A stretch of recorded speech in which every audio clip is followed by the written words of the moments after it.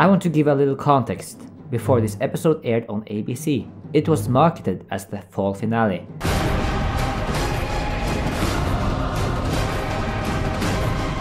Close your eyes! All new Lost. The first 6 episodes of Season 3 were considered to be the mini-season with a distinct arc before the show would take a very long break until after Christmas. You see, in Season 1 and 2, the show had numerous reruns. They were so annoying. 3 weeks from tonight. What the hell is that? Do you see him? Whoa! One of these survivors will be lost forever. Oh God! And all new Lost. 3 weeks from tonight, only on ABC. Especially in Season 2, that they needed to do some changes for the 3rd season. One other thing that we should talk about before we get to your questions, guys, is the way that Lost is going to run next year. And this is very exciting for Carlton and I because we've been lobbying the network and the studio all season long to abolish reruns. We hate them, believe it or not, and we've talked about it on the podcast many times, just as much as you guys do. And fortunately for us, sort of Steve McPherson, who runs ABC, and Jeff Bader, who is head of scheduling over there, really gotten behind this idea that the show runs best in blocks and uninterrupted by reruns. And when it's on, and when it's not on, it's not on. So as a result of all of our hard work and the network and the studio's hard work, next year we will be premiering at the very end of September like we normally do. We're going to run 6 episodes through the beginning of November. Have an awesome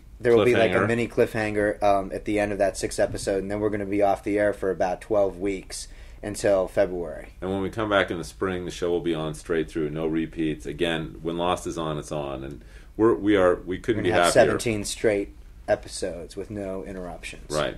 And although you're going to have to wait, and we feel this is a good compromise because the other side of it would have been you had to wait all the way until January to get another episode of Lost. We feel by giving you the taste, the mini-season, the 6 episodes, will hopefully be helpful. Yeah, that would be too long.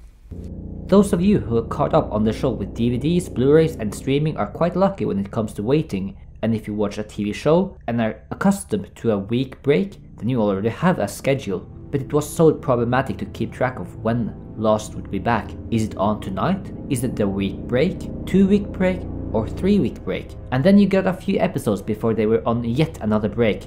We're talking with Megan. Hi there, Megan. Hi, how you doing? Good. We're taking phone calls this afternoon as we recap. Last night was a rerun. Numbers. Airing reruns instead. So for Season 3 they went with 6 episodes back to back from October the 4th to November the 8th. I'll come back to this schedule at the end of this analysis. Let's dive into I Do. We are still on December 2nd, the same day as the previous episode, so despite chronological edits of the show, I believe that some of the events in this episode happen before Mr. Echo is killed. The episode begins with Kate being awoken by Sawyer. At this time we likely have Locke, Sayid and Desmond talking about the computer, since that was also during the morning. Ben and Juliet come down to the aquarium. Juliet reveals that the X-rays are a week old. That would mean that the X-rays were taken after Ben's captivity as Henry Gale. But before Jack, Kate and Sawyer were captured, Jack refuses to do their operation. Pickett, Kate and Sawyer head to the airstrip. Since Kate and Sawyer are holding rocks several hours a day, I believe we have a big time jump for some hours. This is where the events of the previous episode comes in. It must have been an animal. Maybe one of the bears. Are we going to carry him back? No. We're going to bury him here. Mr. Echo has died and they leave his body here, close by the Cerberus vent. Sayid joins Locke on their way back to the beach. In the meantime, Desmond, Nikki or Paolo likely went to the Pearl Station to get their stuff back and closed the station door. You see, the next time we visit the Beechcraft, the entrance is not open. On their way back, Sayid asks Locke about the monster that killed Echo. If I were a writer on the show, I would have rather had Sayid stay with Echo and have Desmond ask Locke about this. After all, Desmond has no clue about the monster, and this would give some more weight to the conversation. Locke also says this. We're not headed back towards the camp, are we, John? Sure we are. Just need to take a little detour first. Meaning that they're going in a weird direction towards the Swan Station. Locke goes back here to get the prayer stick, then go to the beach to get some shovels. After a while, him and Sayid would trek north again to get back to Echo's death spot. During Echo's funeral, Locke becomes fixated by an inscription on Echo's stick. Let's go back to Hydra Island. Alex arrives at the runway and warns Kate that the others will kill Sawyer. They take her away. There is an off-screen scene happening here. Juliet will later mention that they took her home last night. We took her home last night. I don't know where she is now. We'll see you on the other side. Maybe with the Paula ferry, the sub, or Desmond's sailboat. Maybe the former. So Alex gets back to the barracks. However, she'll find a way to get back to Hydra Island. Shortly after, Juliet comes. They walk in a weird direction. Juliet takes her through the hallway here and then into the room here. See, here's the ladder. Where did they come from? Did Juliet change her mind, originally wanting to take her to Jack through this door, but decided not to and then took her through the door here? Please. We're done here. Jack. Hey! We're done in here! Jack, I'm sorry. Juliet takes her out and then back to her cage. Kate attempts an escape before Sawyer tells her they are on a smaller island. At some point off screen, Alex gets to Hydra Island. I think she came in an outrigger because in the next episode she'll say, Happen to have a tunnel to the main one? No, but I've got a boat. Can we use it? Yeah? We gotta hurry. Anyway, she manages to come down to the aquarium, unseen. She unlocks the door and then uses a comm link somewhere to contact Jack. I guess she might be in here, hiding from Ben, since we know from episode 4 that Jack could hear Sawyer. No, you have to go through the sternum. And I placed that room over here. Jack goes out and finds the surveillance room and the armory right next to it. He sees Sawyer and Kate on the monitor. Ben comes. Immediately he agrees to operate on Ben, on the condition that he can leave the island. I need to get the hell off this island.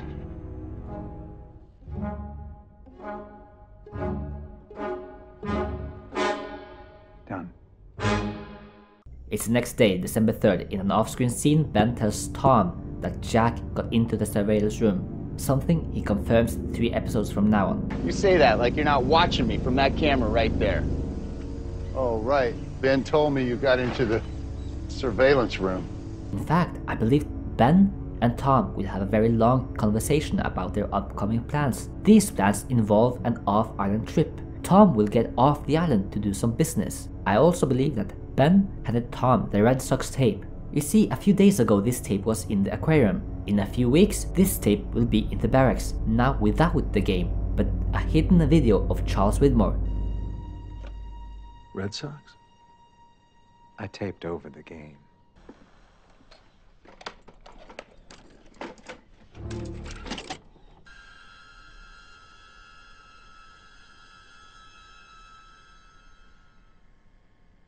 And since Tom is seen down here and is the next one to leave the island, doing a bunch of research, and he returns before the events in season 4, then I added 2 and 2 together that Tom took the tape off the island. Jack and Juliet prepare for Ben's surgery. Pickett tells Jason that Shepard wasn't even on Jacob's list.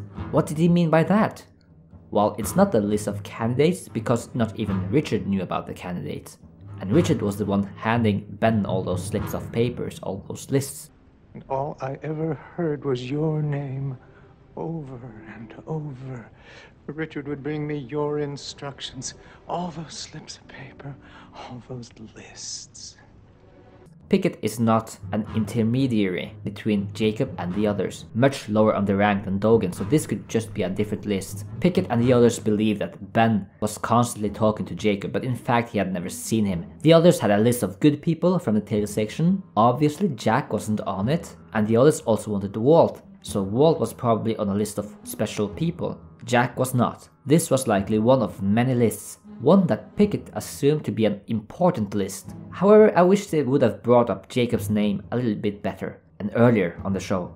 Jack cuts Ben's kidney sack, threatening to let Ben die unless the others release Kate and Sawyer. He takes Tom's walkie and orders Kate to run, thus ending the mini-season. Hey, damn it, run! The next time Lost was on was in February, and in between that time, Lost really lost a lot of viewers. The network was sweating. There was a lot of dissatisfaction with the fall season. It took until episode 3 to see what happened With the Swan Station, the focus on Ben's operation and the love triangle took away a lot of screen time from already existing mysteries and storylines we loved. IGN posted a 50 Last Loose Ends article that circulated a lot online. The show was stalling. Already before they started shooting season 3, they addressed the fact that the writers and ABC didn't necessarily see eye to eye, and rumors speculated that Damon and Carlton, the showrunners, would leave.